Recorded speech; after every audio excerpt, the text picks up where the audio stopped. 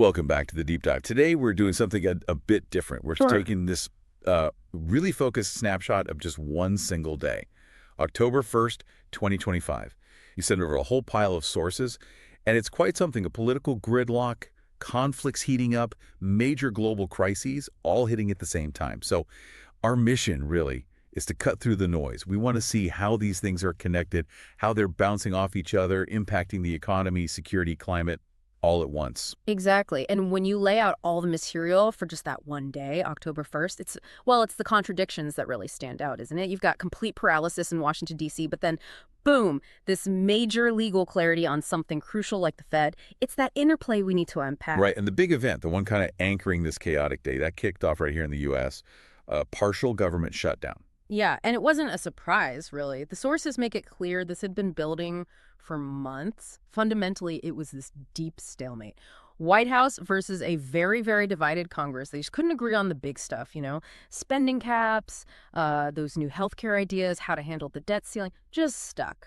Yeah. And the result, first partial shutdown we'd seen since 2018. And the impact was immediate. We're not talking abstract numbers here. It was roughly 750,000 federal workers suddenly furloughed. Estimates were flying around like $400 million a day wiped from the economy. And key infrastructure projects just frozen, stopped right in their tracks. And you felt it ripple through the system immediately. The courts, for instance, they put out word they could only keep most operations running on reserve funds until maybe mid-October. That's not long.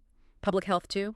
HHS, the Health and Human Services Department, they warned about critical staff being furloughed, services getting interrupted, and this was right when, as we'll see later, a new global health worry was emerging. Oh, and crucially, the shutdown slammed the brakes on releasing key economic data.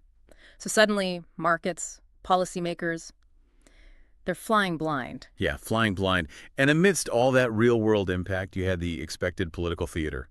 Lots of finger-pointing, right? White House blaming Speaker Johnson, Johnson blaming the White House, Minority Leader Jeffries weighing in. But the sources point to something quite symbolic, visually powerful.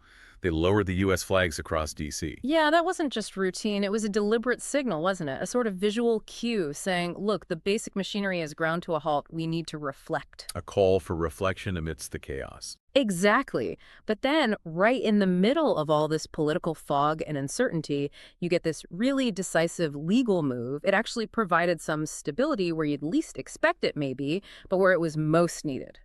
The Federal Reserve. You mean the Supreme Court stepping in about Fed Governor Lisa Cook? Precisely. The court moved fast. They issued an immediate block on any move to remove her from her post, at least for the time being.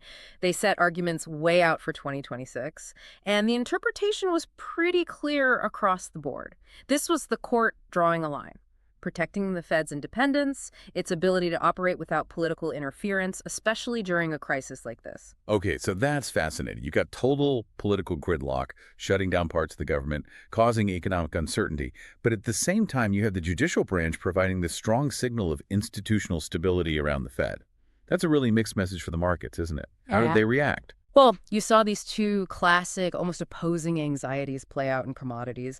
Gold, the ultimate safe haven, the hedge against political turmoil. It soared, hit a new all-time high, almost $3,900 an ounce. That was almost purely driven by worries about the shutdown, the dollar, political risk, pure fear trade. Okay. But then oil prices actually slipped. Why? Totally different reason. OPEC Plus started making noises about increasing production faster than expected, so supply fears eased off. So the market was buying safety gold because of the political mess, but it was pricing energy oil based on supply and demand, two different logics running at once. Interesting. Now, before we pivot fully away from the U.S. economy, there are these two big policy things related to pharma that landed on October 1st. The administration sealed a deal with Pfizer on Medicaid prices. Yes, this is a real deep dive detail. That Pfizer deal, it wasn't just a price cut. It required Pfizer to offer Medicaid its most favored nation price. Now, for anyone not deep in pharma policy, what that means is Pfizer basically agreed to give Medicaid a price as low as the lowest price it offers any big buyer anywhere in the world. That's significant. Sounds like a big win for Medicaid budgets, maybe for patients. Yeah. But you mentioned an international ripple. Oh, immediate. Healthcare stocks in Europe, especially Switzerland, they rallied. Instantly. The market read the tea leaves. They figured, okay, if the U.S. administration just squeezed this kind of concession out of Pfizer domestically, They're probably not going to slap those threatened tariffs on imported drugs now. Ah, the tariff threat. Exactly. And sure enough, right after that Pfizer deal became public, the White House formally announced a delay on those planned pharma tariffs. Big lobbying push, obviously. But it eased those global supply chain worries and fears of drug price spikes in the U.S. That's a really clear example, isn't it? Domestic policy leverage directly translates into an international market reaction, almost in real time. Absolutely. A bit of policy uncertainty got replaced by a kind of negotiated temporary certainty, and the markets like that bit, at least. Okay, so let's shift gears now. From the U.S. domestic scene and the economy to the global security flashpoints. Because October 1st, 2025 also saw some really worrying escalations, starting in Gaza. Yes, this was a moment of extreme pressure in that conflict. The Israeli defense minister issued this very stark final evacuation order for Palestinian civilians still in Gaza City. And it came with a heavy warning after months of really brutal urban combat. Essentially, get out now, because anyone left in these northern areas will be considered as actively helping militants. And this was happening alongside what? Renewed bombings? Expanded encirclement tactics? That's right, intense military pressure. And all this while, behind the scenes, Hamas leaders were reportedly considering a U.S.-backed peace proposal, even as other Palestinian groups were publicly shooting it down. Very complex diplomatic picture there. And the pressure wasn't just on land. There was the flotilla incident, too. Correct. The Israeli Navy intercepted this flotilla, the Global Sumud. It was trying to break the naval blockade, carrying symbolic aid, political activists, that kind of thing. Israel cited security, naturally. But the interception itself, according to the sources, sparked immediate protests. We saw labor unions mobilizing in several big European cities. It just underscored how volatile the whole situation was internationally. Okay, let's move north then to Ukraine. A different kind of danger flared up there, nuclear risk at Zaporizhia. Yeah, this one is genuinely chilling when you read the details. Zaporizhia, Europe's largest nuclear plant, right? It lost external power. Again, and this time it was the longest power outage it had suffered since 2022. Now, even with reactors shut down, they still need constant power for cooling. Critical safety function. So they had to rely on backup generators. Exactly, diesel generators. Which is fine for a short while, maybe. But running the cooling systems for Europe's biggest nuclear plant purely on diesel in a war zone for an extended period. Officials from the IAEA, the UN nuclear watchdog, and the Ukrainians themselves were quoted saying it was simply unsustainable. It's like the whole safety system was running on borrowed time, on fumes. A system running on fumes in a war zone. That's right. Yeah, that's a stark image. And at the same time, the financial war against Russia continued. EU leaders finally agreed on using the proceeds from frozen Russian assets. Yes, a major step. They coalesced around a plan to use the interest income, not the frozen capital itself, but the profits generated from it to fund Ukraine long term. We're talking potentially 140 billion euros over time. That sounds huge. A big commitment to Kyiv. It is. It signals a real long-term financial commitment. But the stakes are incredibly high. Moscow's reaction was immediate and harsh threats of retaliation, specifically seizing Western assets still inside Russia if the EU actually moves ahead with this. So it's weaponizing finance on both sides now. Absolutely. It escalates the economic conflict significantly. And for the EU, it forces that difficult question. Is the $140 billion for Ukraine worth the risk of massive counter-seizures by Russia? Right. Okay, let's shift focus to Asia. There was friction heating up between China and Taiwan, but over something quite specific, a UN resolution from decades ago. Yeah, UN Resolution 2758. Taiwan came out swinging, accusing Beijing of deliberately misrepresenting what that resolution actually did. Now, for context, 2758 is the 1971 resolution that recognized the People's Republic of China, the PRC, as the legitimate representative of China at the UN, ticking out the Republic of China, which is Taiwan. Taiwan's key point, their forceful argument on October 1st was, look closely at the text. It never mentions Taiwan. It never says anything about Taiwan's political status or sovereignty. Beijing, though, has consistently used Resolution 2758 as like a cornerstone of its legal claim over Taiwan. So for Taipei to challenge that interpretation so directly, it really pushes the issue back into the international spotlight. Interesting. And one more security point before we move on. The U.S. and Qatar formalizing their defense ties. Yes, a significant move in the Gulf.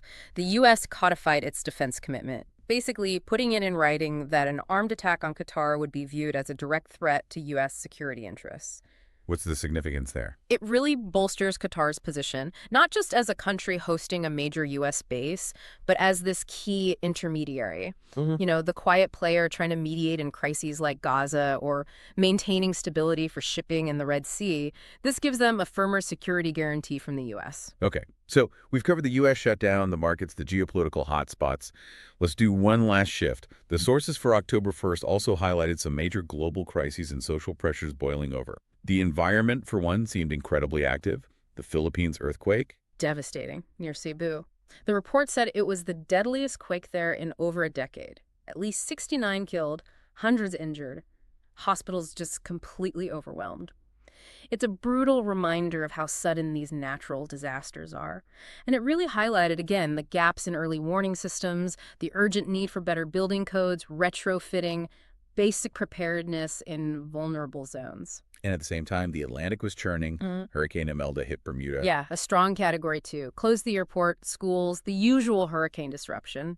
But the really visceral images, I think, came from the U.S. coast. The Outer Banks in North Carolina. Exactly. Powerful storm surges from recent hurricanes literally caused houses, entire homes to just collapse into the ocean, washed off their foundations. It wasn't slow erosion, it was sudden catastrophic failure. You couldn't ask for a starker picture of coastal vulnerability, could you? And the urgent need for massive investment in climate adaptation right now. Wow, just houses collapsing into the sea. And almost like a planetary counterpoint, Kilauea volcano in Hawaii also put on a show. It did. A dramatic but thankfully brief eruption. Episode 34, they called it.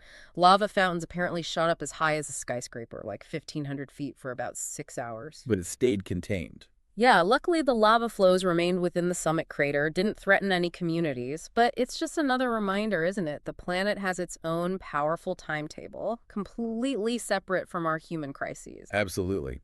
Now, on the social front, things were tense too. Morocco saw youth protests going into their 5th day. That's right, this group calling itself Gen Z 212. The sources described it as the most serious unrest Morocco had faced since maybe 2016 or 2017. Their demands were very focused: better education, better health care, tackling youth unemployment, corruption, real bread and butter issues. But the reports mentioned hundreds of injuries, hundreds of arrests. It pointed to a significant challenge brewing for the authorities there. And amidst all this, a global health alert pops up. Yeah, the CDC issued a pretty serious travel alert. A deadly mosquito-borne virus spreading rapidly across parts of Asia and Africa. It just hammers home the point, you know.